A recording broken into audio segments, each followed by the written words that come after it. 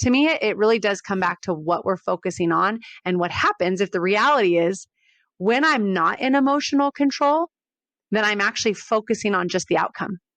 And I'll tell you, more and more people get it. This is what happened when I played. It was all process based. Our coach would say, hey, if you hit the ball hard, even if you got out, no, the next one's going through. And so it was immediately a mind shift for us. That's right. The next one's going through. I'm not focused that I got out. I'm like, oh, I hit that ball hard. And if you didn't, okay, what do I need to adjust? She got me on the inside pitch. I'm getting my barrel there next time and I'm going to be ready for it.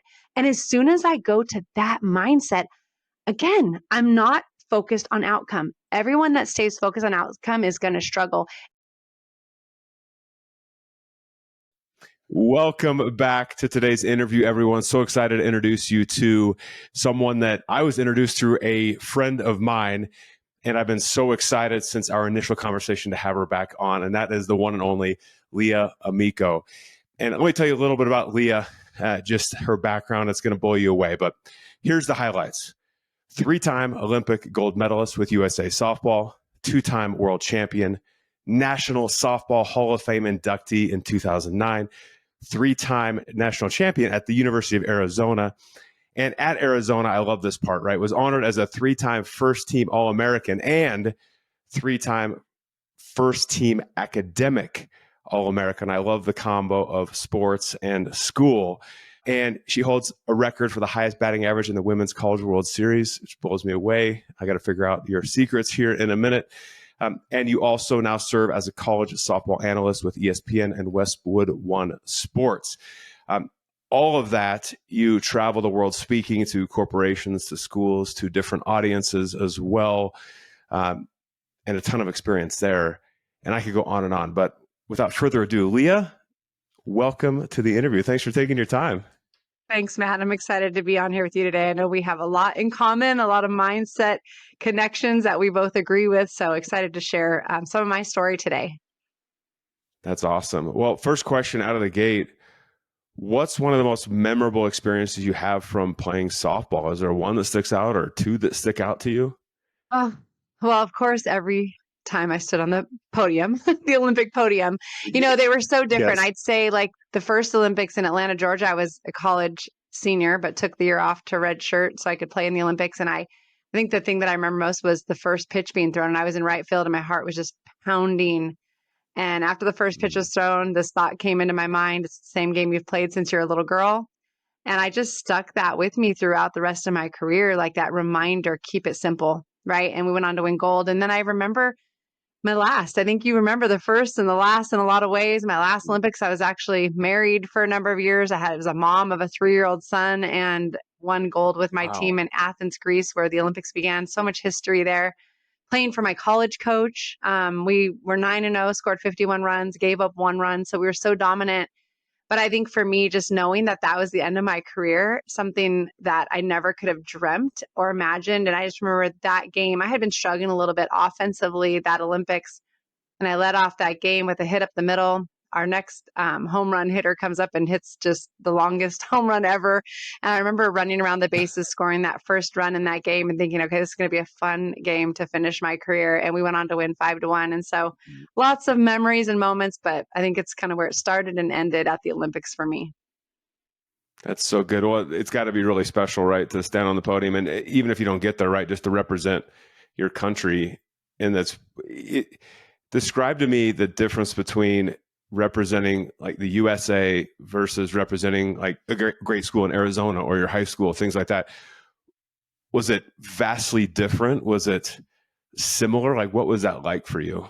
It was so much bigger. I think there was just so much more pride behind it in the sense of like the honor that you were chosen to represent your country. I loved representing the, University of Arizona. It was really a wonderful school to play softball at. Got me my start. It was so important to me. Even if I finished my career there, I would have walked away just really a better person for it.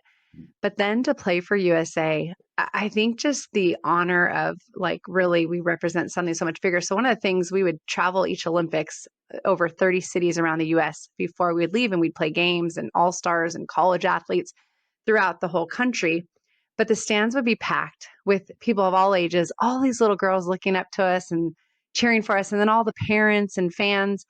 And I remember thinking, like, we're here for you. We're going to go over in the Olympic arena and we're representing every one of you, every fan, every supporter. We're thankful for your prayers and your support. But ultimately, like, that's what it is. We get to represent all these people that were coming to cheer us on. And so another thing that helped me realize that as well was we got to do a little bit of military stuff. We went to the Navy SEALs in Coronado Island and did a little training with them. And then, we had some of them reaching out to us when we were at the Olympic Games. And I remember thinking, like, they're the real heroes in this country. They're the reason we even get to go and play a sport we love and we're talented at. But ultimately, like, it's that pride to represent your country, and in a sense it unites you in a way that's much bigger than just playing for a university. That's amazing. Well, to get that experience with the SEALs and other members of branches to be able to do some of that stuff is pretty unique, because that connects you with, to your point, like, this is what being part of this country is like and about, and from a real perspective. Yeah. That's amazing. Well, so tell me, I want to talk about your journey to Arizona, to USA softball, doing all these things, right? Because it's a pretty unique path. But walk me through how, just starting in high school, like what that was like, and then how you got that opportunity at Arizona. And I'm curious, in that shift, what was the biggest difference you noticed between high school and collegiate level softball? Oh, it's a big shift in high school. And I had played travel ball and I had won national championships, and that was more competitive even than high school. With those travel ball teams, it's more of like an all-star team, right, from all the high schools. But then you get to college and it really is that top 1% that they talk about, right? Such a small number that actually plays past high school. And you can see why. Like, I come out as a big recruit and a lot of success with my teammates. And then I come in, and I think the 4-year difference, a lot of times with travel ball, it's within 2 years that you're playing. So maybe a year you're the underdog, and then the next year you're the one it has the upper hand. But now you get to college and you're a freshman. There's some seniors and there's 5th-year seniors, and they have so much experience on you at this higher level. And so I remember in the fall, like, really questioning, like, do I have what it takes to play at this level?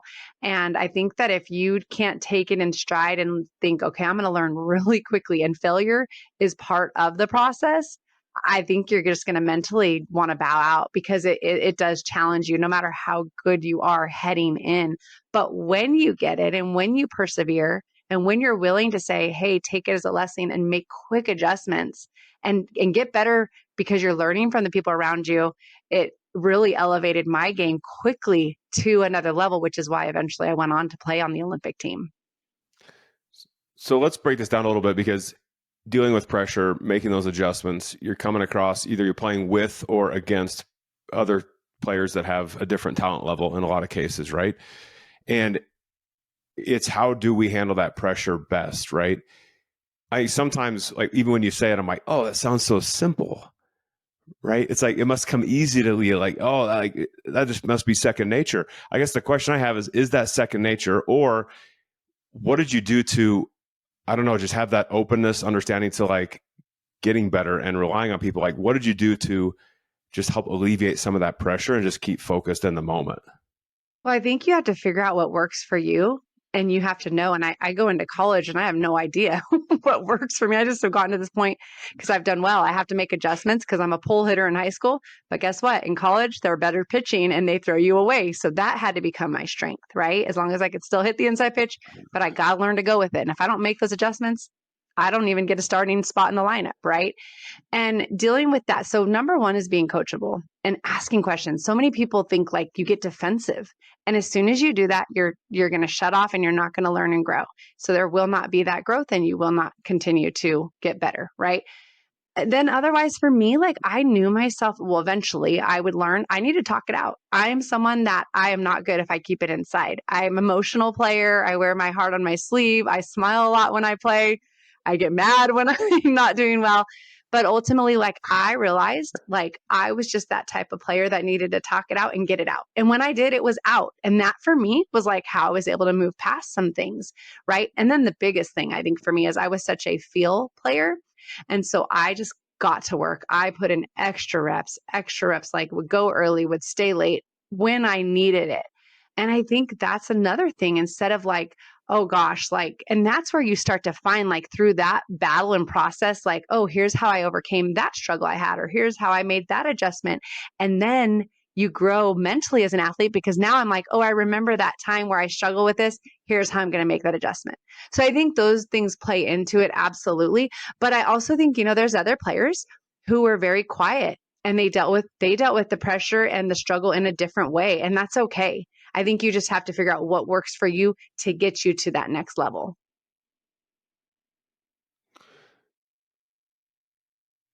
You seem like I know you are a very motivated person.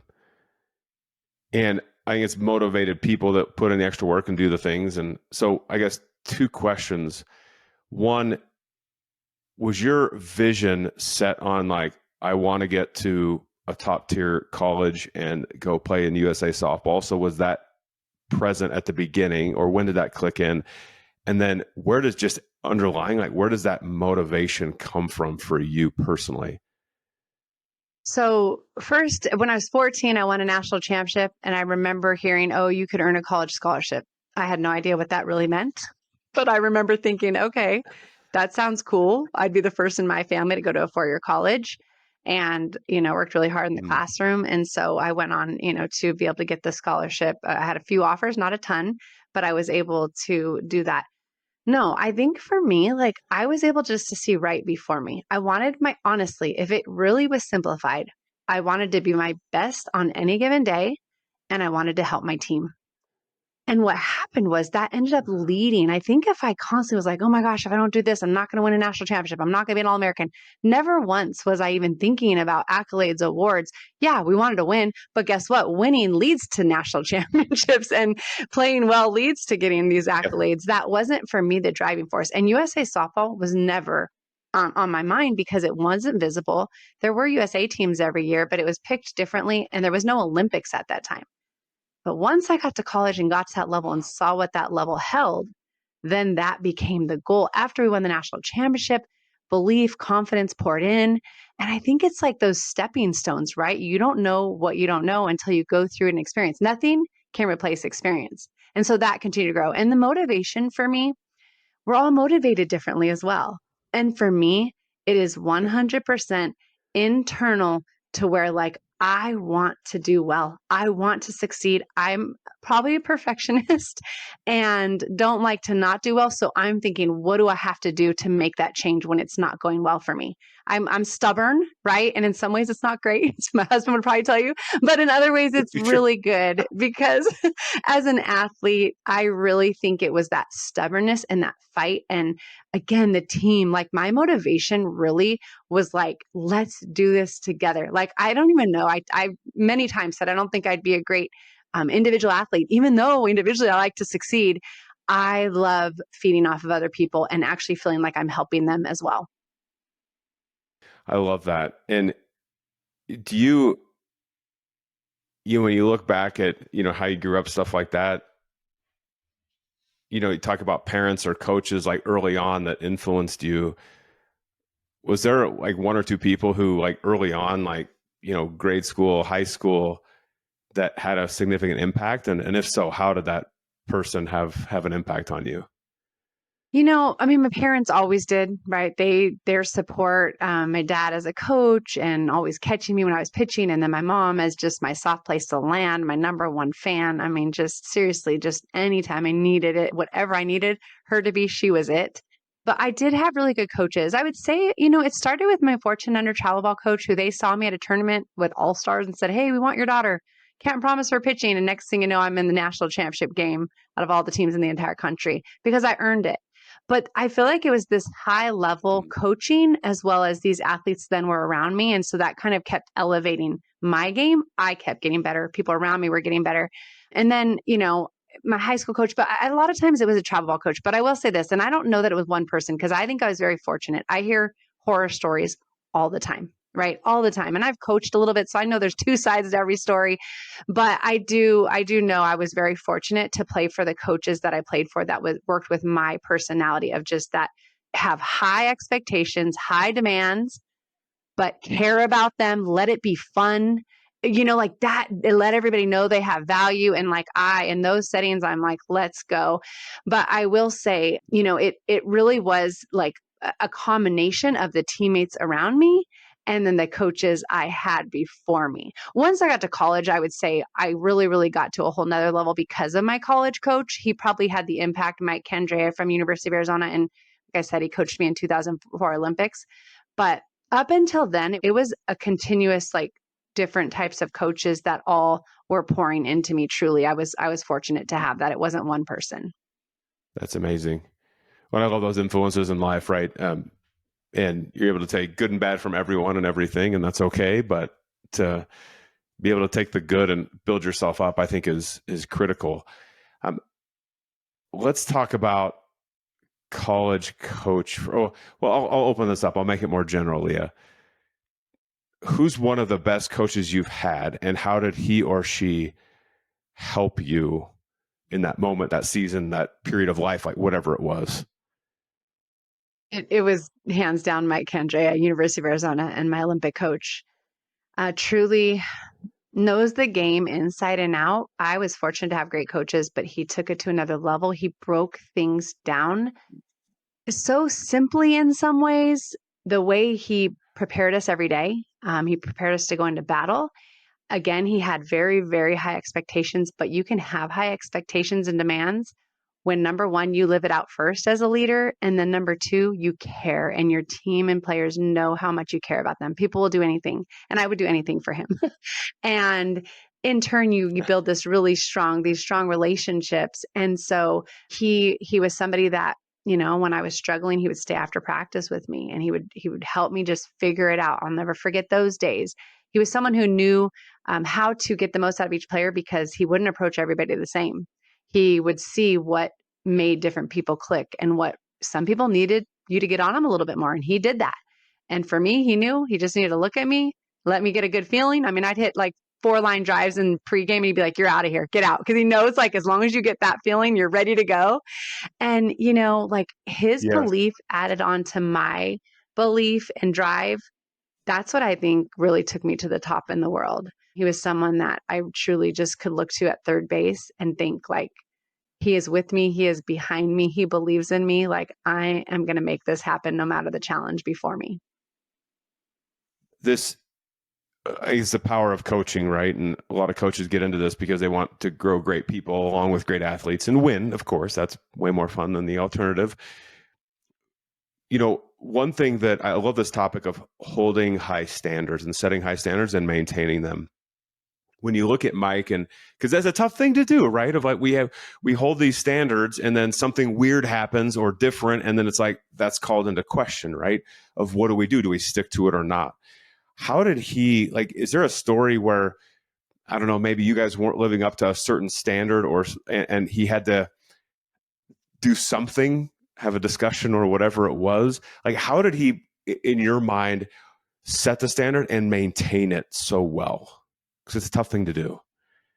He lived it out every day. And I think when you live it, it's easier to ask others to. And so he was every single day the hardest worker on the field, prepared early. I mean, really, and then demanded that out of us. And so now all of a sudden, right, we're held accountable. And then he held people accountable when they didn't live up to it. And we had a situation my senior year that I've never forgotten. And it was a teammate who ended up actually getting kicked off.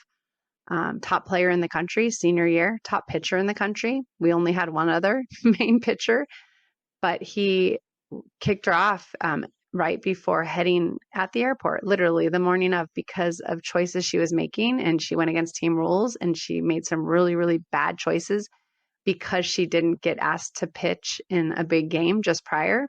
And so it started to affect her choices. And he kept his integrity and went into battle without one of the best players in the entire country because of his standard. He was willing to lose for the sake of doing the harder thing because it was right. And he was protecting just the culture of our team. And we as a team actually rose to the occasion, and we ended up winning with one pitcher. Our other pitcher really stood up, just what was needed in that time. And we went on to win. And I just have never forgotten it, because it was like, you know what? We set these standards, but I ask everyone to live by them. And when you don't, what happens? Because that's where I think culture can crumble, is when people are able to come in and undermine and do things that actually like harm the culture and nothing happens. And so to me, that was the harder thing, but I just learned and gained so much respect for him truly standing by his beliefs and values and putting the team first, not one person. That's so good. I really appreciate those comments. It's interesting, having done this interview series for a little while now, like you start hearing certain themes, right, from players and coaches, and there's good and bad themes that pop up. But one of the themes that I'm finding the best coaches have is it's a clarity around, these are the standards, these are call them consequences, right? Or this is what happens. They're realistic. They're not out of left field, right, if you will. But they're reasonable. Everyone understands them. And then when the rubber meets the road, that's when whatever happens is going to happen, right? But everybody understands it, and it's able to bring the team together. Well, and we only had like a handful of rules, but it was like, I expect you to uphold these rules. And it was being on time, and it was, making sure you're wearing the right uniform. And if you're not, we're running. And guess what? The team is running because we have this standard. And so I'm going to tell you right now, that's not happening again because there was a consequence. And so therefore you quickly know, okay, they're actually standing by those standards. And that is so much more powerful than when lines get blurred and consequences slide by. And next thing you know, you don't understand, but it actually is undermining the culture and the standard all at once. Yes. So true. So true. Yeah, I love that. And I like how you said too, it's not an exhaustive list where it's not like, here's 100 things, team, to remember. And, if this happens and this happens, that was number 98. Like you broke 98. It sounded like it was a limited number, which is great. It's so much simpler. I'm telling you right now. And then what happens is you really get like zoned in. So I think it's great for coaches to think like, what are my top 5 things? 5 things. Because if people are like, well, you only asked us 5 things, but you upheld those 5 things, like that's so much more reasonable and understandable, like you just mentioned. And I'll tell you, there were other top colleges who they had a million rules. Like it was stuff that our team is sitting there making fun of them because we're like, man, like I don't even know how they uphold them.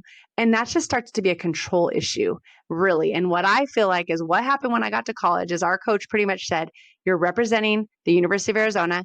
You need to think wisely about choices that you make. And there will be consequences if things happen and things come back to me that I hear of things happening. But other than that, here's the 5 things you need to be doing. And so I really just think like it simplifies it. The expectation is super high, and yet the demands can be met, right? And so I know as an athlete for me, and what you realize too, is people want structure and people want to know what actually the expectation is. And so when it's that clear, and again, it's held to account when things happen, I just think it makes it so much more smooth. Yeah, it's so true. That's so true. I really appreciate that. Those are great comments. Well, and this other thought just popped in my head, just again, based on your experience of, playing high school and travel ball and then collegiately and then with USA softball.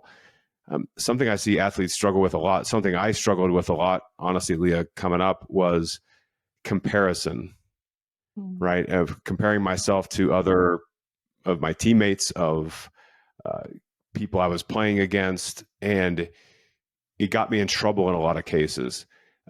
Did you personally ever go through that comparison? If so, like how did you overcome it? Or maybe if you didn't for some reason, like do you see, like when you see athletes struggle with that, like how do you coach them? How do you advise them to work through that? Because that's one thing that I see a lot of athletes struggle with.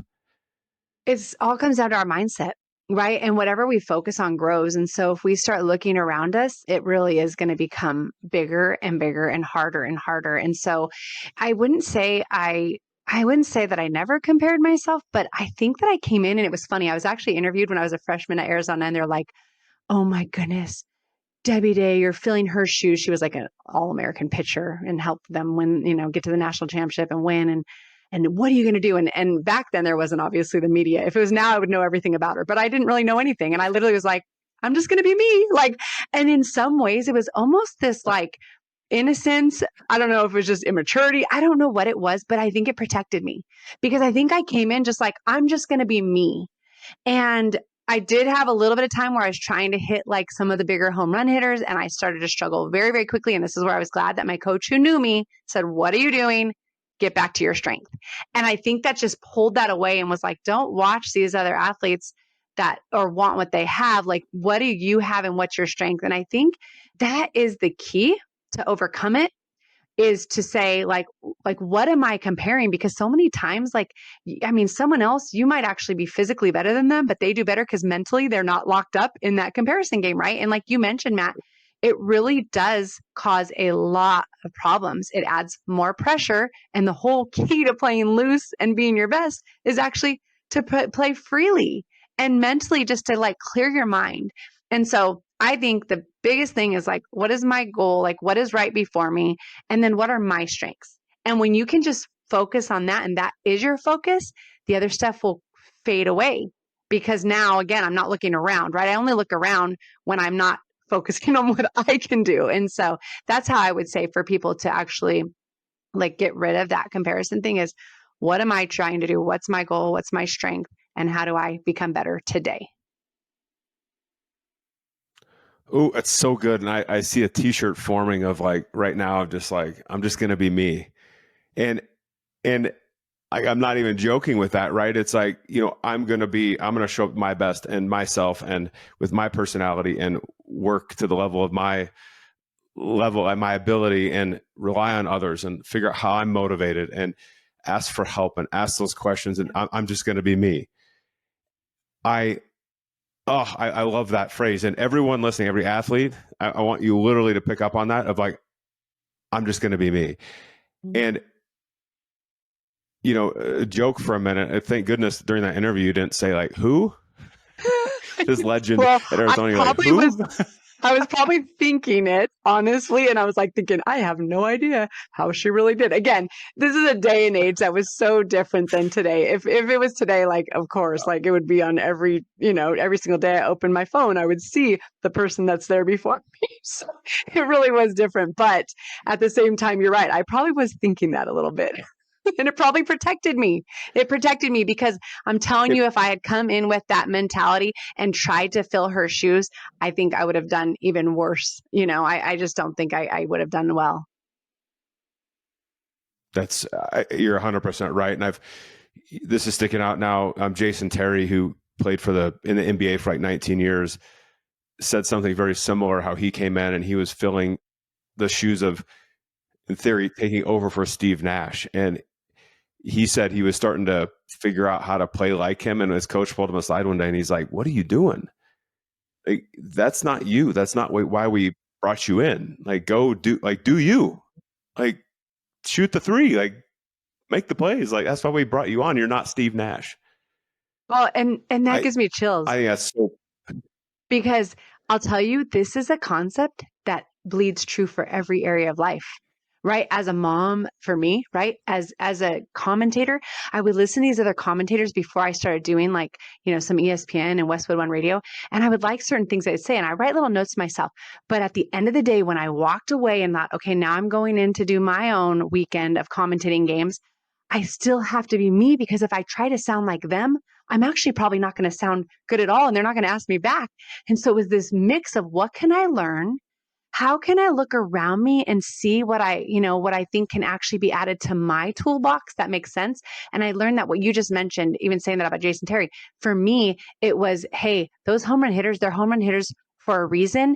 And not that you can't get stronger, but what is your strongest and what is your strength that you tie to that, not focusing on her strength. And that's what got me into trouble as well. So it's powerful for every area of life. You're 100% right. School, sports, coaching, speaking, business, your career, like everything is impacted by that side of it, that piece of it. And I agree. It's interesting. I heard a pastor once say when he started, and it was pretty abrupt how he got his start, but when he started, he'd hear these other pastors. He's like, "Why, they're so eloquent, and the way they put these words together, and it's amazing. And I have to be like that," until he finally understood, like, back to this point again, like, I need to be me, and the way I talk and the way I walk and the way I act. And yes, I'm going to get better, and I'm going to figure out how to string words together that just blow people away. I can learn that, but in my way. Yes. That's so not important. someone else. I think that's huge. It's amazing. Okay. A couple more questions.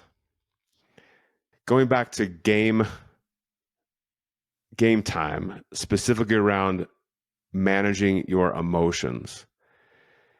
How did you effectively manage your emotions at the different levels, especially at Arizona with USA softball? Because you already mentioned things went well. Sometimes things, maybe you're not playing to the level you wanted to at different times.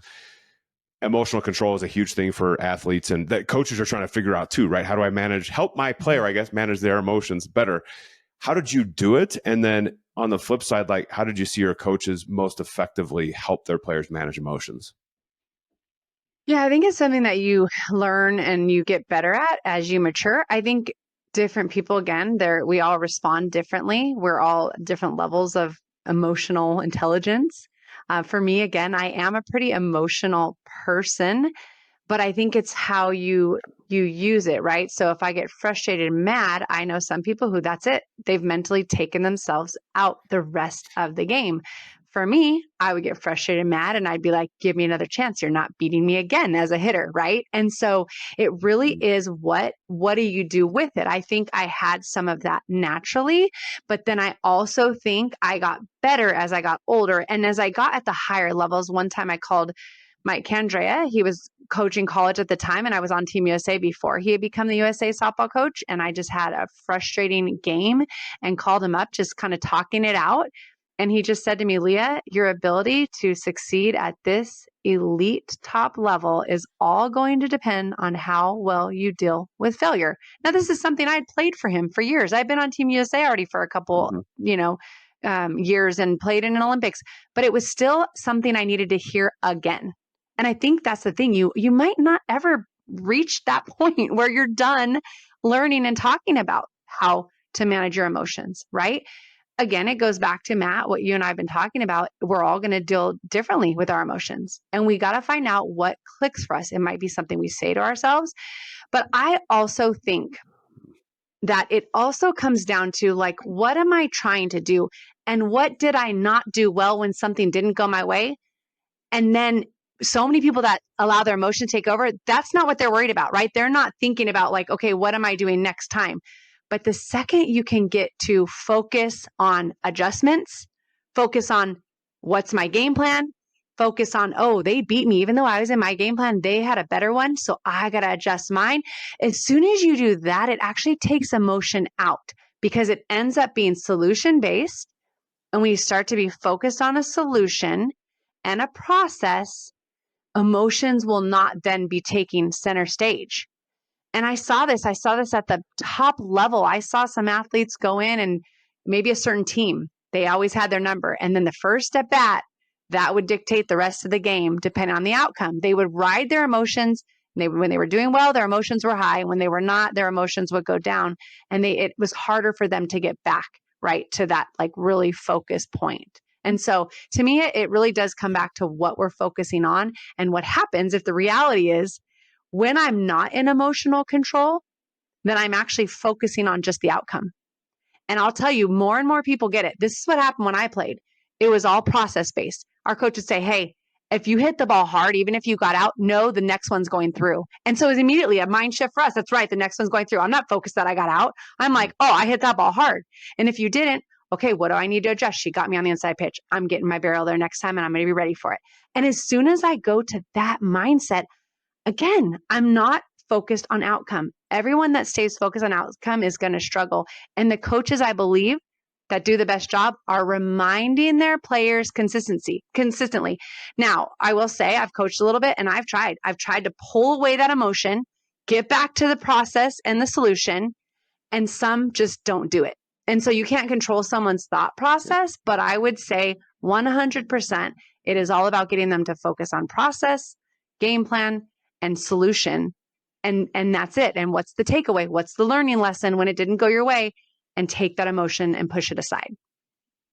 This is such an important point, right? Because I think sometimes, at least this is my feeling, it's human nature to want to stay in that emotion because, I don't know, it just feels right. It feels good in the moment. And it's almost boring, if you will, to go back to the process. And as soon as it's almost like we fight it a little bit to be like, well, I don't want to go to the solution yet. Like I want to stay here for some reason because I don't know, I'm just all fired up instead of getting to that point of like, okay, what do I learn? What adjustment am I going to make next time? And being like, okay, like let's go, or go take some hacks on the side, like do something to prepare yourself. But the quicker you get there, I couldn't agree more. The quicker you get there, the better you are. So that's what I would say, Matt. I think it's so important what you just said.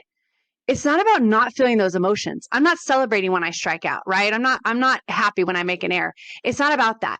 It really is what you just mentioned. It's okay. You should have that emotion. You're probably not having a heartbeat if you don't, if you're not frustrated, right? And let's be real, when you're playing well, everybody's usually happy. So this is really comes down to when things are not going your way, right? And expectations and outcomes are not matching what you want, right? So it really is, it's okay. And this is what I loved. Our coaches say, all right, you make an error on defense, you come back in, pick up grass, throw it down. Like that's it. That's your moment. Have that moment. Like he's not saying don't have any moment, but he's saying don't let that moment turn into the mountain, right? Because that's where you get stopped. And he'd say if you're hitting and you get frustrated, you come back in. The second you put the glove on, your mind shifts to outfield. Or for me, I was in outfield at the time. Your mind shifts to defense. And now what is my job? And I say that to say when it was vocalized to me, I grabbed it. And held on to it. My coach gave this to me. Okay, guess what? I had my moment. I was really mad at what happened, but now I got a job to do. And so it really is. And then it starts to be how quick as an Olympian, you have to change those emotions so quick because you can't be amped up and letting your emotions control you, or you can't make quick adjustments and you can't stay loose and relaxed. And so that's what happened. At the higher levels you go, the more emotional control you really have to have.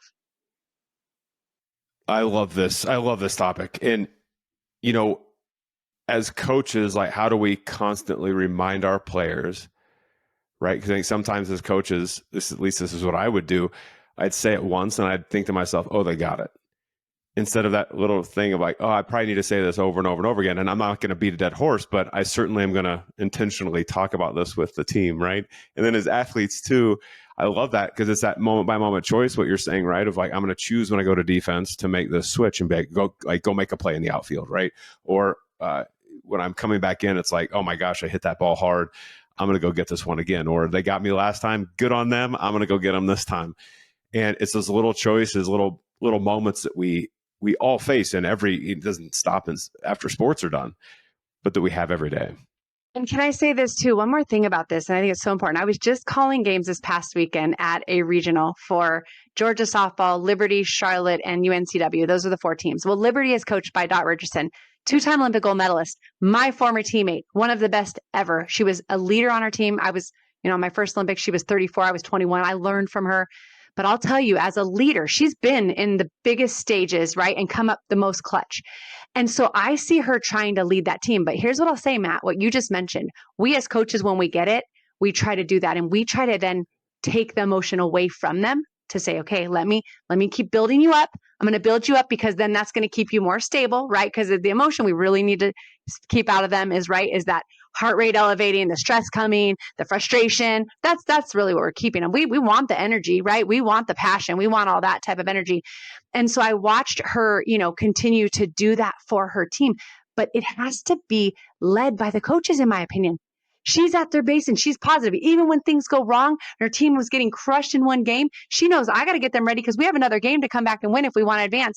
And so she stays calm. And I'm going to tell you, number one, that is probably the biggest key. Coaches who can control their emotions is going to absolutely improve the emotion being controlled by the athletes they lead. So many coaches have come a long way. There are many that have a long way to go.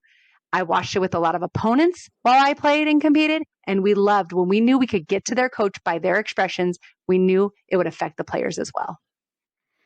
Playing the mind game with not only the players, but the coaches. I love that. No, hey, all joking aside, oh my gosh, like I saw it a couple weeks ago, one of the coaches, I witnessed 2 coaches arguing on the same team. And I was like, oh no, like the kids are seeing this right now. The kids are seeing this right now. Like control those emotions. Yeah, that calmness. It's again, it almost goes back to your comment like earlier of like, that's the standard. So I, as a coach, am setting that standard for myself. I expect like this, it's not hiding emotions, but we're going to approach these a different way. And I will hold myself to that same standard. Otherwise it breaks down. Yeah, it's so important. And I just So think you set that. And I would look at my coach and he was so calm. And immediately, and then one of my assistant coaches on my last Olympic team, another John Rittman, he's at Clemson now. And I remember I'd get to first base, and even if I was frustrated, he was so calm. And it would always bring my calmness. Like I would literally just feel like I can play for you, because again, it's like we're getting rid of pressure all the time, and we're just staying in the moment, and we're enjoying it, and we're staying loose. And coaches lead that. you're so right. Well, want to be aware of our time. 2 questions left, Leah. The first, what advice would you give, I'll say athletes, right? So I don't want to just say this is true of softball players, but what advice would you give athletes looking to go from the high school level to the collegiate level? What advice would you give them just to position themselves where they get the looks, they potentially get the opportunities, but what advice would you give them? I would say, number one, if you know what you want and you want to get to the next level, you better be willing to work for what you want, and you better outwork everyone else around you. That's number one. You can have a mindset of what you like, but your work ethic has to match the vision that you have.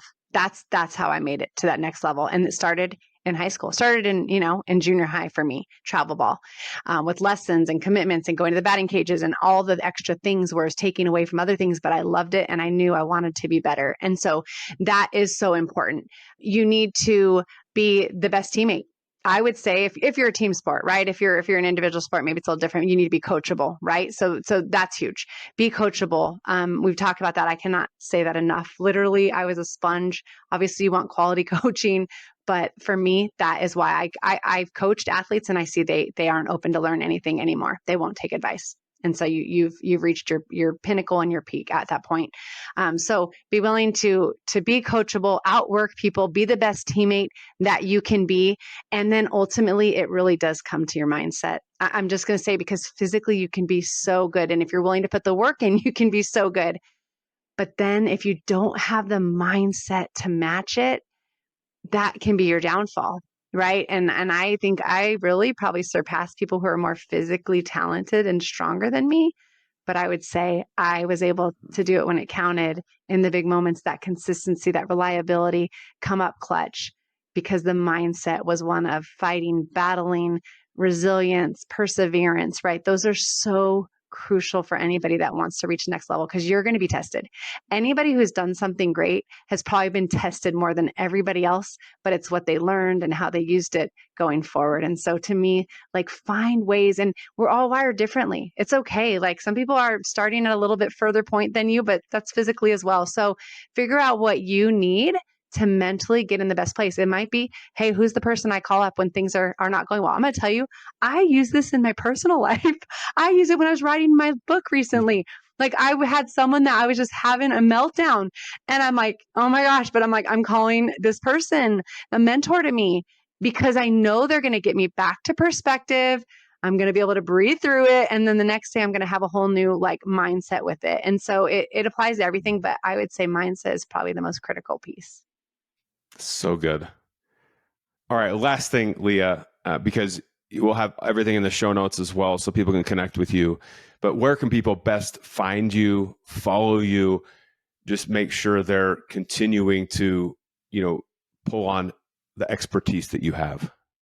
Yeah, I think first and foremost, my website, leahamico.com, LeahAmico.com. I do a monthly newsletter just once a month, send a couple motivational quotes, things that sometimes are simple, but you're like, oh, that's a good reminder. That's what's always been for me, right? I'm just someone who receives when I hear things, and I really feed off of it.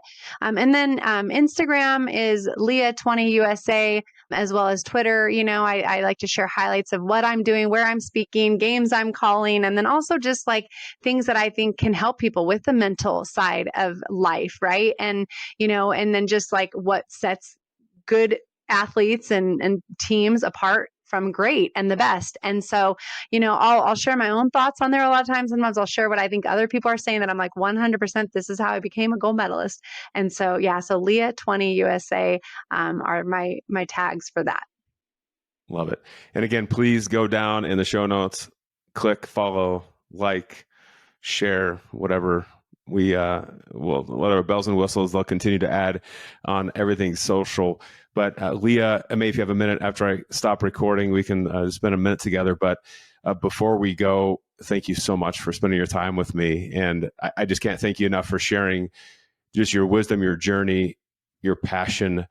And it's fun for me to be able to, I don't know, see you on TV now, because I saw you this past weekend and like calling games, and I'm like, oh, it's like, I know her. This is so awesome. And but you continue to go out there and doing amazing things for athletes, for corporations, for just people in general. So thank you for what you do, and thank you for your time today. Thanks, Matt. Thanks for having me on. I love what you do as well. And I think when we can just continue to encourage and inspire and pass on our wisdom and advice, I mean, really, we want everybody to win, and everybody can win. I mean, maybe not every game, right? Somebody has to lose. But the whole point is how we do things and who we are as people. We can always win every single day. With that, everyone, thank you so much for taking your time with Leah and I today. Please like and share this and tell everybody about this YouTube interview, and make sure you subscribe as well. So thank you all for your time, and we'll see you in the next interview.